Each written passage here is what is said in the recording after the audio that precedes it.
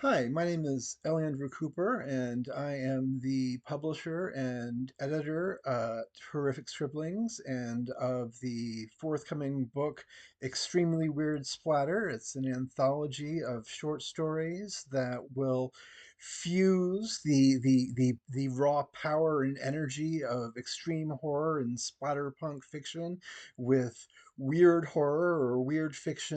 Why do we need to do that? Because for some reason, even though these two types of horror fiction are inextricably linked by history, they've kind of floated apart in recent years. And of course, there are exceptions to this, very great exceptions to this. But in general, extreme horror and splatterpunk have started to focus more and more on grounded horrors you can imagine actually happening, while weird horror has always focused on ungrounded horrors, things that are fantastic. Weird horror is a fusion of horror conventions with conventions of other types of speculative fiction, science fiction, and dark fantasy. And so it's always been ungrounded, but for some reason it has become respectable, and we don't need that to be the case anymore. We want to take that and make it messy. We want to make weird, splattery, and transgressive, more like it was in its early incarnations. And so what I want to talk about is the earlier incarnations of the weird, one of the things that make the weird and the splattery really close to each other in a way that you might not immediately suspect.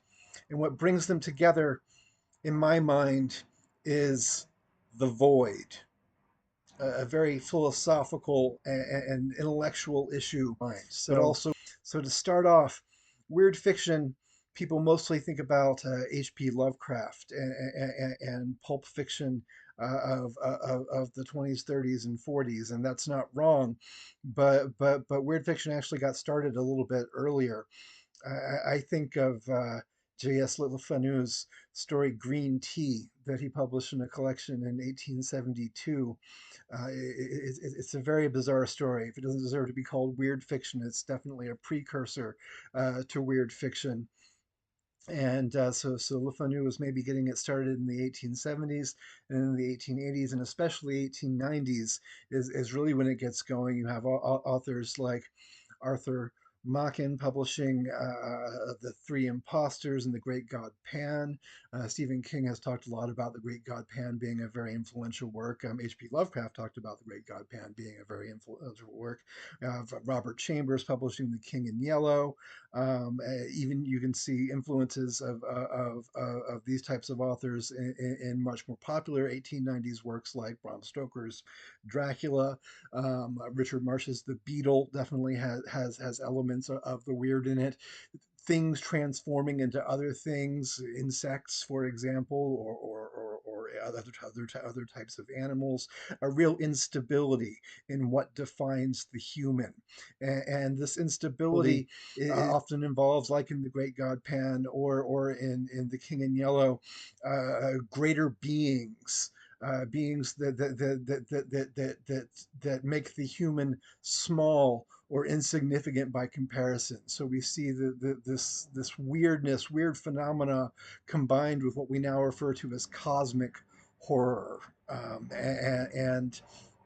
And this smallness of the human, taken out of its traditional place as the pinnacle of the universe's accomplishment, has a backdrop in philosophy of Friedrich Nietzsche, and of course, famously talking about God being dead, but more importantly, talking about morality not as something that is inborn or inherent to existence, but as something that has a history, that has a genealogy. It was built over time and therefore is mutable.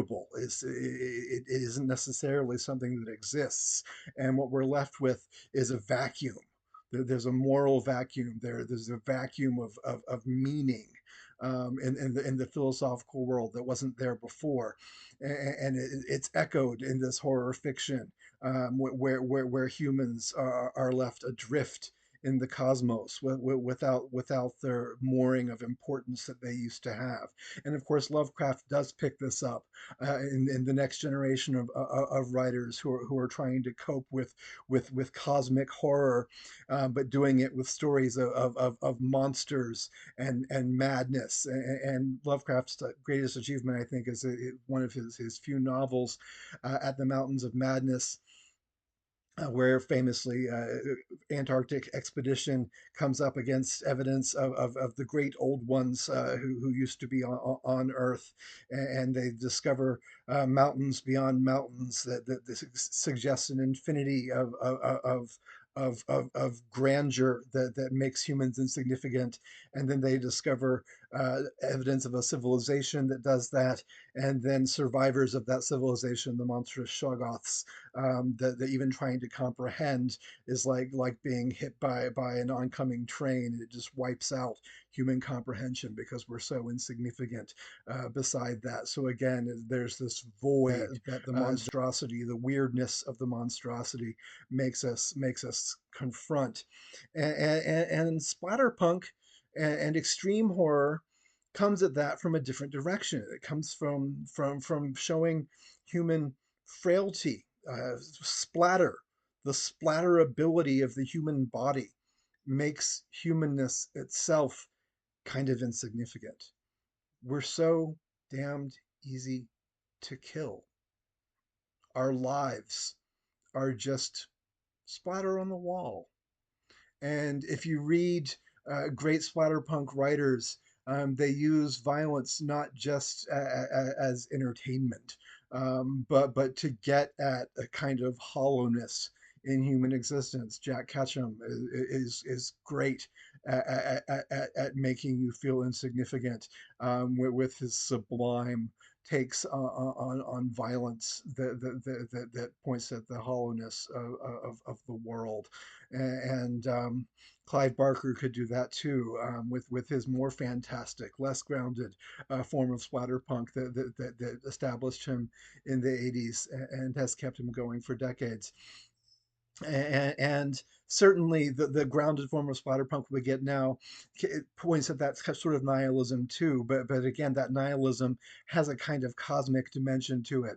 And I think that by reintroducing a maybe 21st century kind of weird to the splattery, which is what we're hoping to do in that anthology, Extremely Weird Splatter, will maybe make that voidy power even more pronounced again. So that's our goal in Extremely Weird Splatter.